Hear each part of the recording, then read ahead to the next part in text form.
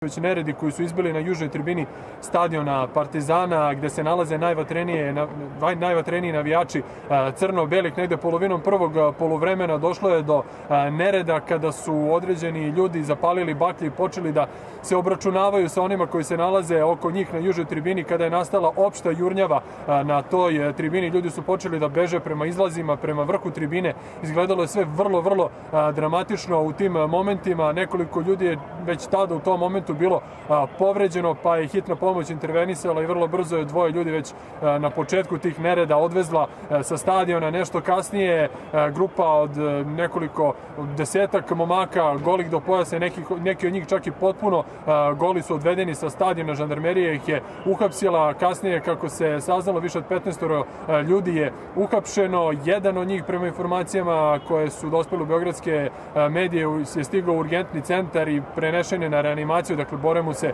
za život i vidjet ćemo šta će se tu dogoditi. Prema prvim informacijama, ljudi su ovde nezvanično mislili da su se to infiltrirali navijači Crvene zvezde na južnu tribinu kako bi napravili nerede među navijačima Partizana. Druga informacija je da su to zapravo ovde navijačke frakcije Partizana koje se bore za prevlast na južnoj tribini, ali to će sve biti poznatije u narednim danima kada se policija bude oglasila sa saopštenjem i kada budemo zaista znali tačno ko je odgovoran za izgrede koji su se dogodile i obeležili ovaj derbi. A što se tiče fudbala, u prvom poluvremenu je igrana jalova utakmica. Igrali su, oba tima su imali jalove šanse, nešto bolje su igrali u drugom poluvremenu, zapravo dosta bolje su igrali u drugom poluvremenu. Partizan je uspeo da stigne do vodstva u 62. minutu iz 11-terca. Gol je postigao Suma, dok je Crvena zvezda izjednačila u 84.